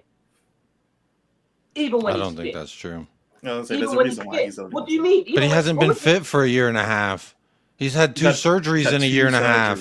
And he's just gotten injured again. Before he got injured, he was Again, terrible. like, He was not- is there not context? Is not a thing. All of a sudden, like, why are we going to get onto a guy that's we literally knew half of the season when he came back? We're like, Do you this know guy doesn't Destiny look fit. He doesn't look personally? fit. Like, it He doesn't look feels. fit. What does that have to do with what I see on the football pitch, bro? No, but he No, I was doesn't just look asking. fit. It You just haven't sounds really like seen him on the pitch personal. that much. I'm saying before he got injured, he was not performing. In the No, he Europa was League, wasn't injured. performing? No, he came back from injury at the start of the season. Remember, and he only came back a week. I remember last season he came back a week before the season was his By the first back end appearance of the in- season before that. And then the back end of the season he got injured, right? And then the season last season he came back a week before he came back to training. Started the season, was thrown straight into the team, and we know, again, we had proof consistently throughout the year that Ange forced players back from injuries early. So he done that to Udogie. He done that to plenty of other players. And yes, we know it's hurting your You don't feelings, have Jacob. proof of. You don't Man have said proof. no, If you say no, that, no, then I get to say no, no. If you get to no. you Hang have on. If you get to say you have proof of that, then I get to say I have proof that Thomas hurt Dominic Solanke.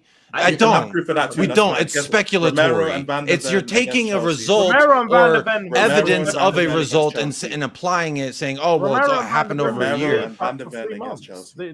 They were delayed. They came back. So they you're got telling injured. me a guy who before that match everyone said your job is on the line, you're not going to try to utilize the best assets you have at your I'm disposal? not going to use the players who are still not fully fit. No.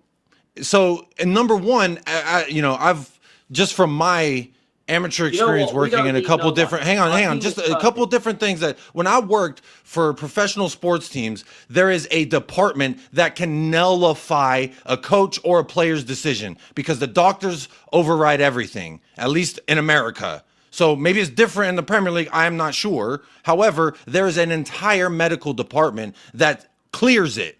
So if they weren't cleared to play, then it's not Ange's fault. I think wait, hold on. that Did it's the board- very no, like 'cause the board disingenuous to say What we month have did we play proof of We do something know it that happened. you No, don't. George, You don't George. have proof. No, You have results. because you just said that he might have got overrided and his job was on the line. Rico The board and came Ange. out. The board came out several times Oh. around January and December saying that Ange's job is perfectly safe. So I don't know what the fuck you're talking about, to be honest. That game was win, and I don't know what what you the just fuck- referenced was win. That's why I asked what month was it that we played Chelsea? Because all throughout November. December, January, They were said saying that in his job's fine. January. They Yeah, said so- that in so- January. It wasn't November, so December, he survived- January. so he It's one survived 2 statement, one months. time. That was So- in January so let's get that they this said straight. his So job was November- safe. so The game November that we you're played referencing Chelsea. is in November. So November we played Chelsea. He got both our centre backs injured. He still stayed in the job. And then 2 months later, the board are still saying that he's perfectly fine in the job and they back him. So that's 2 months after the game happened. And we kept on losing. We ended up going and losing to the point where we lost 22 games in the Prem alone. And he still kept his job for the Europa League final. So his job actually wasn't. You're getting in away from the scrutiny. point It's here. just that we no, can sit here because and you look at just said- results over and no, over. That's you just like said that cool, his job. but You just said that. Oh, would you not play Romero and Van de Ven if this job's on the line? if your The board, Ange and the his medical job was not on department the has line. cleared a player that you believe to be your best player at that said position, would you not use it? That's not what you just said. You just said the board, his job was on the line. His job was on the line. I'm gonna help E out here as well, bro. Jacob, at what point does critical thinking become a factor in this, bro? Just because someone said, okay, he's cleared to play, they still have to build match fitness. They still have to be prepared. And rushed them back, and we lost them, bro. That's the reality. And was the cause of many of those injuries, bro. Many of them injuries. Now, When you've got a an manager- institution is failing, there's more than And one but it's pillar not that is just causing the He didn't failure. need to Why play do you them. think He half just the didn't need to backroom play them. staff- I know you're not wrong, Jacob. You're not wrong. There may have No, been he is problems. Y'all are He acting didn't like play this them. man He pulled him wasn't out of the single- damn he did- surgery room wasn't and said, "Get on the single-handed- pitch." He might as well have. single-handedly He put them caused back in the these surgery problems. room for 3 That's months. just But at the same disingenuous. point- That's what That's happened. objectively my- being obtuse my on original purpose. point But was, that's my what original happened. point was that Ange had again been proven to bring players back early from injury, as to how many re-injuries we saw and consistent hamstring injuries we saw. So that's all the point I'm saying. I'm not saying he was the cause of all these problems, but he was Another example, proven yeah. to have a track record of bringing players back early and them getting re-injured, and that causing players to have the problems that they had. So with Adogi, I feel like that was the case last season. And what, he when can't it stay brings him fit back anymore, right? because he Right, was, can't stay and he fit had a anymore. problem. Now he is young, his body's growing, so naturally, I think he is having some of these staying fit problems. But now that we do have Spence, he's covered that problem. We no longer worry about that. So when we lose Porro, then what's then what? When Porro and the doggy are out at the same time, then what? Davis and Spence. again, Well, Jords that's said we don't the need a worst fullback, case so- scenario. Well, Frank Jordan did say he didn't likes go back. Ben Davies. Yeah, he's a good leader of the team, so we've got And Ben. Jords Don't agrees. worry. So, and, we don't even got to worry about that, fam. No, I think if we're gonna go focus our funds elsewhere and get Savio and Eze, I said I won't care about the left back. So that's what You said you didn't. You said you didn't. You said you agreed that we didn't need a fullback. I said Because I agreed. Jed If Spence, we got Savio Jed and Spence Eze, is I the ain't left worried back about fullback. cover, and he's the right back cover. He's actually the Listen, cover for both Man, I'm talking fullbacks, about guys. squad depth. Everyone in the Man, chat, I'm saying everyone we on the need panel. squad depth and It's telling me facts, that though. Jed that our Spence right is back- the sole cover again. for left back and right back. So we No, don't. no, If we get no, another- this if we is get my another point. centre-back, This see, is if my we get point. another You lot centre-back- just contradicted yourselves, bro. You No. guys just cussed me the hell out for No, saying, no. that we don't even need our squad depth isn't even that bad. You're telling me we need squad depth. Now you're telling me, That's that what your man said. Jed Spence, who just broke out last season, can cover left back and right And back. he's now one of Hey, the talk to your man, That Jed. means He's that now he's one of the top fullbacks in the league. Yes, he may have just broke out, but again, we can see from the quality that he has, he actually plays better on the left So side. does that than he does on mean the that right. he He's one deserves to man. cover both positions, bro? Well, again, Financially, from a business standpoint, that's just smart money.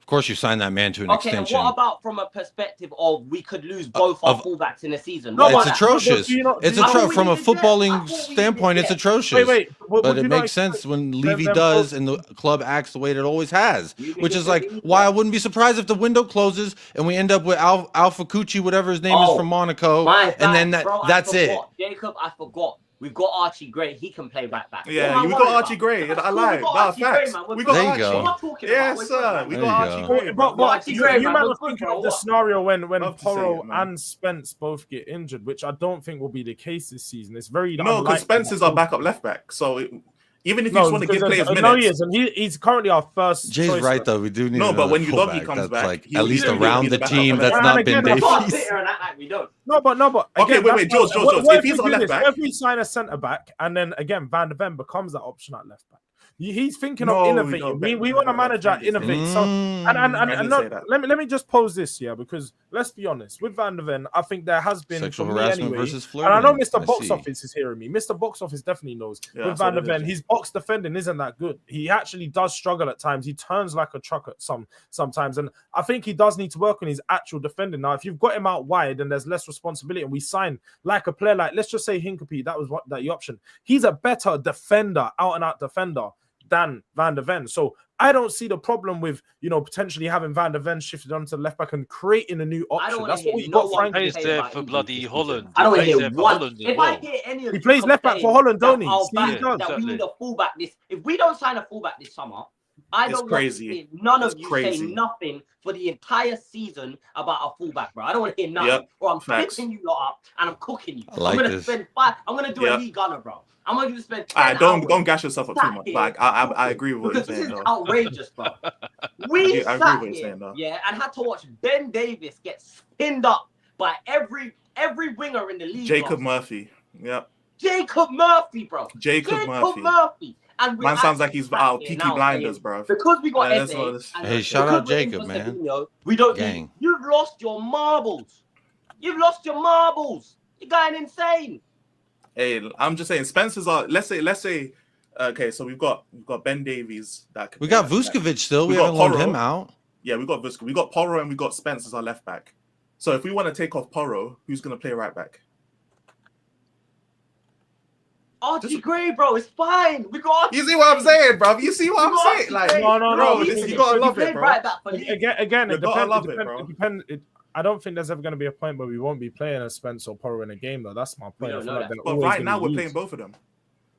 Yeah, but when Udogie comes back and we have 2 games a week, But which he is, Udogie's he not actually is back back right from injury. You do know he is back. From But as we injury. just said, you don't want to rush No, him no, back I into did the back team. in the So you team. don't want to manage rush him back. the So when we minutes have and you 2 wanna games a chill. week, which will be in like 2 weeks, because we don't have Champions League for another 2 weeks. So when we do get the Champions League and we start playing 2 games a week, then Udogie's going to be playing on the weekend. He'll probably start, and then Spence will start, and they're going to start But that he'd have to rotation. come off, surely, That right? top If we're clubs managing do. minutes. Top clubs do that rotation. You have 2 players. Poro's consistently going to play. Poro showed last season. He's the one player that didn't get injured. He can play 45 to Don't you 50 think that's games. Now, let's worrying, be though? honest. Don't you Do think he what might? Arteta The does. quality Don't of you him think as that's worrying? well. He's one of our most important players. I wouldn't be surprised if Poro gets put in the leadership group. Like, he is generally one of our most. That's fine, but important don't you find it worrying that everyone else got injured except for Poro?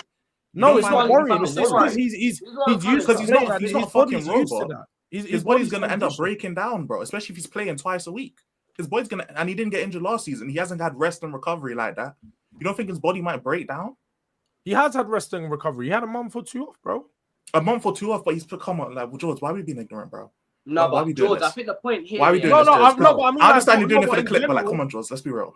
George, come on. No, but I'm being honest here. With Poro, he generally does have like a good, like, he's always played high numbers, high minutes. Like, he's always been that type of player. If you look at him, he's like 35 games. That's the type of player he is. No, I understand He that is and I rate it, but like Ange's system caused everybody else to get injuries. Even Kulusevski, someone else who's an Iron Man, just like Poro. Eventually, he broke down and got injured. To be fair, he got rushed back as well as another player. But even an Iron Man like Kulusevski got injured. Poro's the only player who didn't. I understand he still had the month and a half to rest and recover and all that. But like Poro has played, obviously apart from the Luton and Wickham, which he played on the same day, he's played every preseason game. I don't even think he's been subbed. He's played he played yesterday, or not yesterday, but he played Burnley, he played PSG, didn't get subbed those games neither. I'm genuinely worried that he will break down in the season. And it's not his fault. You know what I'm saying? I'm not gonna be out here blaming him or blaming his recovery or his physio or nothing. He didn't get injured last year. I wouldn't even blame Frank neither. That's what I'm saying. It would just be unfortunate. Like, I'm not gonna blame anyone if Poro gets injured. But the fact is, we still need a fullback because Jed Spence is the only other right back in the squad, unless you want to count Archie Gray, bro. And if Jed is also going to be the backup or he's going to be starting a left back for Udogie. Udogie just coming back. We have to manage his minutes. That means Spencer's going to be playing. Right or wrong, he's going to be playing. Fair point, Cyrus. Can I just get everyone's then? Just because I know we've got a few more minutes before E's got to wrap up, and I think everyone else is getting on. So I just want to get final thoughts from everyone. Everyone's going to get their say here. Just at this moment in time, because obviously we want to know who is next. We've got Paulinho, we've got Kudus. Eze looks very close. So let's just say that Eze deal's done. Because let's just say in the next couple of days, it looks like it's likely to be done. If it isn't, then emergency meetings, we may do one in a couple of days. But for this to be a 10 out of 10 window, let's just say, what do you guys need to see? And we'll start off with E and we'll go around. But for you guys to have a 10 out of 10 window, what more do you need to see from this club on the incoming side of things? And I suppose you could say outgoings. Or even 9 out of 10, because 10 out of 10 is probably too perfect. Let's just say a 9 out of 10 window. We need, I know this is probably going to be crazy. Not crazy, but it's going to be difficult. But Bissouma is clearly not part of Frank's plans no more, especially after his conduct. So he was left out of the squad as well against Burnley. Like we all noticed it. So Bissouma's, I don't know what's going to happen, but I'm assuming he's going to be moved on. We definitely need a left back and a left winger. I was under the thing that, Jed is better performing at left back. I still think he's a good left back, but the amount of Chavelas I see, bro, it's like he's scared to use his left foot. I'd rather him just play right back at that point. So I would personally need a left winger and a left back.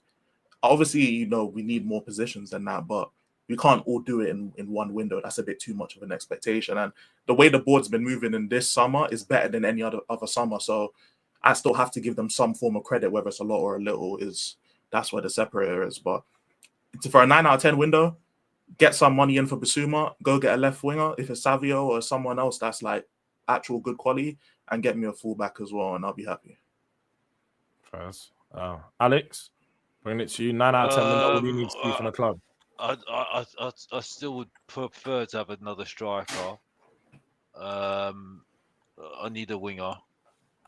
I think the midfield positions are sorted now because he loves Bentancur. So and Paulinho is okay. I mean, maybe you have someone better than Archie Gray, I think, and send him off on loan. And Bissouma look like he's off. And I think we need another centre back because I think he's. I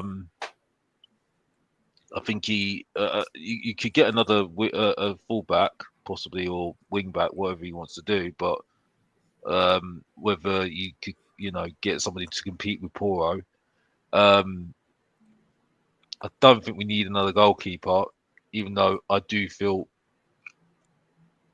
Vicario is suspect, very suspect. So I don't think.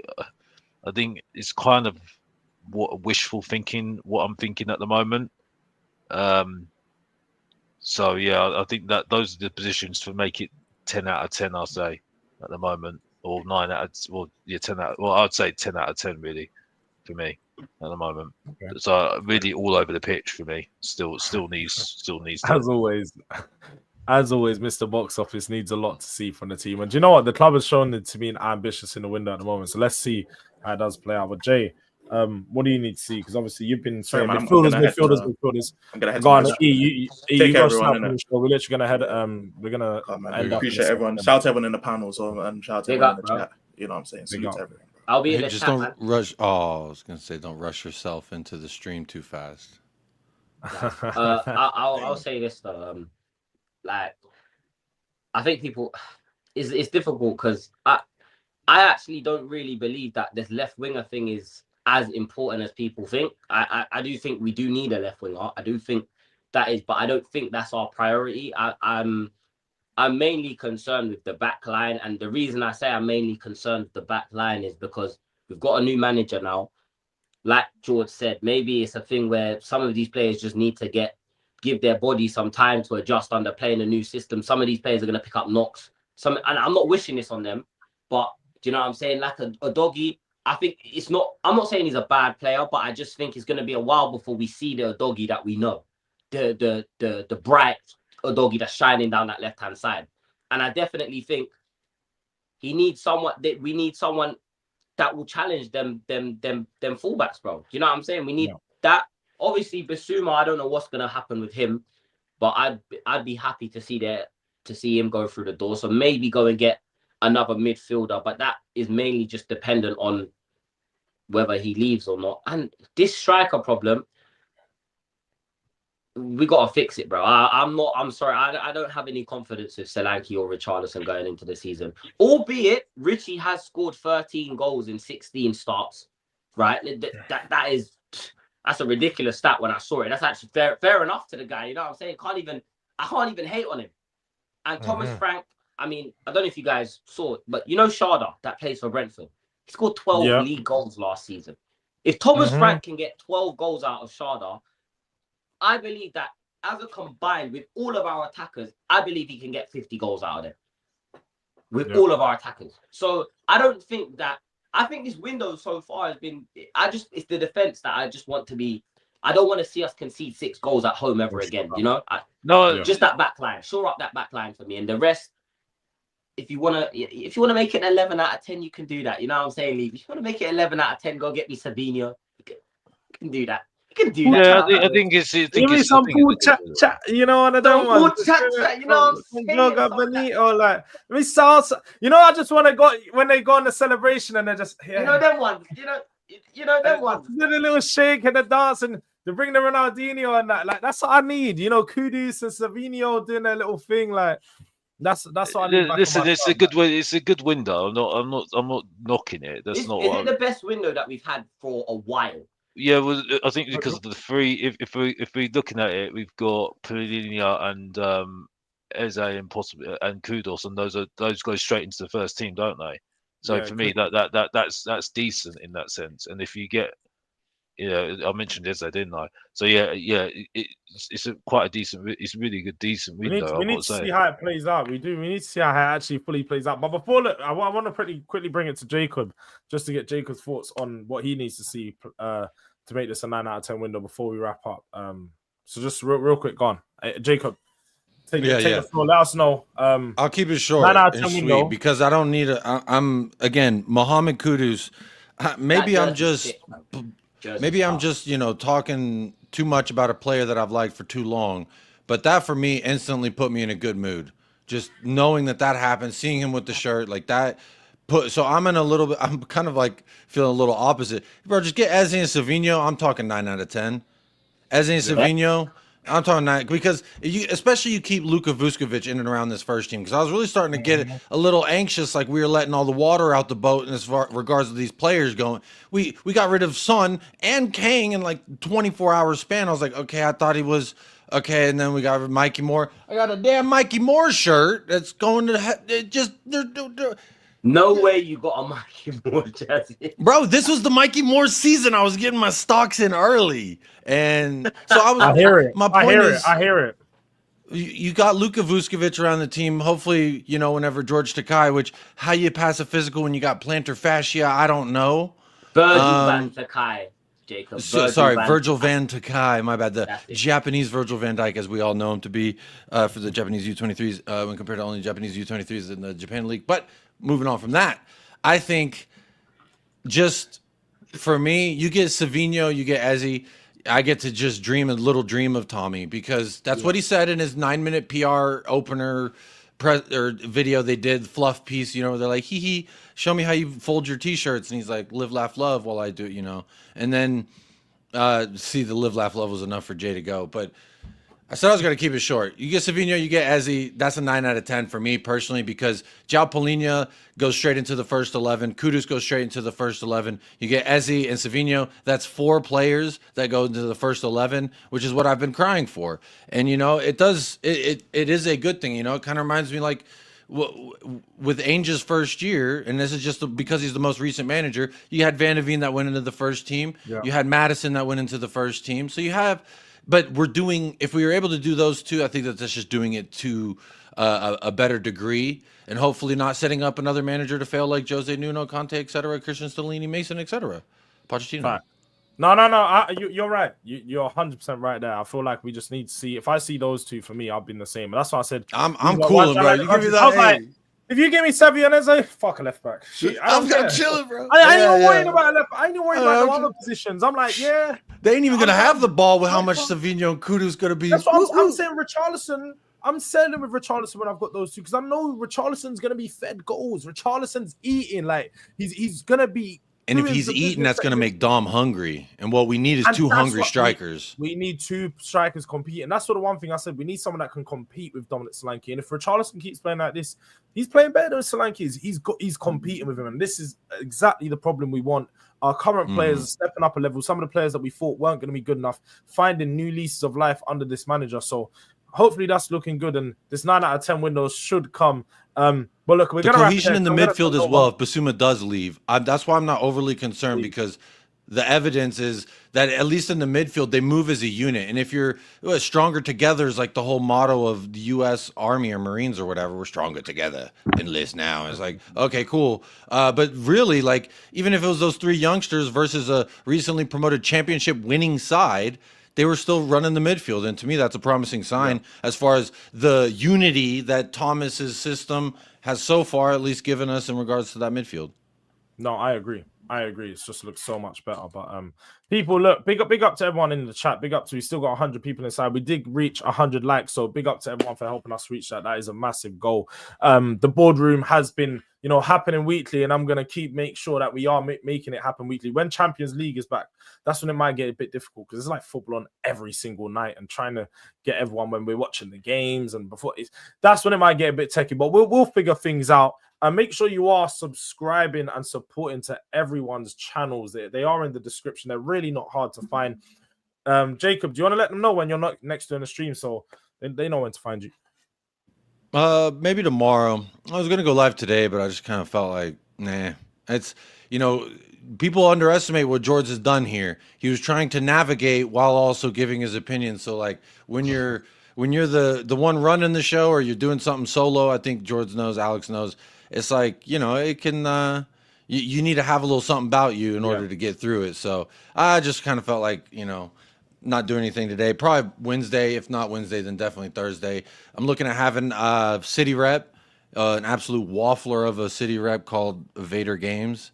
Yes, we might do a preview, but I might have to hold them hostage until they give us Savio, I'll be honest.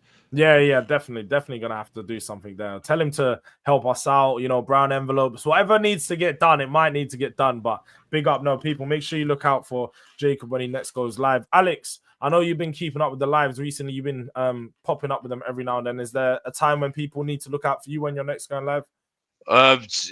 Probably do something tomorrow on the Eze thing, possibly. And yeah, that's it really. But guys, I'm enjoying the summer too much, bro. I've got too much to enjoy, bro. You know what I mean? I just leave it to some of these guys to get all rattled about Tottenham, like, you know what I mean? Like I said, you've seen a different side of Mr. Box Office. I'll turn up when I need to turn up. You know what I mean? And make it more. On my show, I need to turn up more. Yeah, I agree. So I'm trying to do something on Definitely need to turn up more on your show. So tomorrow, yes, people, you will be seeing, he's made the promise here on the boardroom. You will be seeing him on his show tomorrow, Mr. Box Office. He is going to be turning up. He did slightly take a shot at me because I'm one of the Raul Tottenham fans, apparently. I'm just a Raul Tottenham fan. I hear it. No. Alex is fine. I'm Raul Tottenham. I wasn't actually talking about you, though. I was actually talking about you. You thought I was talking about you. I wasn't even talking about you, though. I wasn't even talking about anybody. I was just saying it. That was it. So yeah. No, come on, man. No, it's been another good boardroom. Like I said, we'll be back next week. I'll be live tomorrow. 12:30. Stava is going to be here to do a transfer show. So talking on the Eze stuff, talking on some of the Savio stuff. So look out for that one. We may go live in the morning before then. We'll just see what happens. If there's a lot of news, then we'll see what's going on. But make sure you look out for that, people. But I am going to be sending you guys over to Mike's channel. So make sure you go put a DRD raid in his chat. Let him know where you guys have come from. Him and Elijah are doing a new show. I'm not really too sure what it is going to be about, but make sure you tune in for it. Drop a like on the stream regardless, and show them guys some love. But big up to everyone inside. It's been another good boardroom talks, and then until next time, we're out.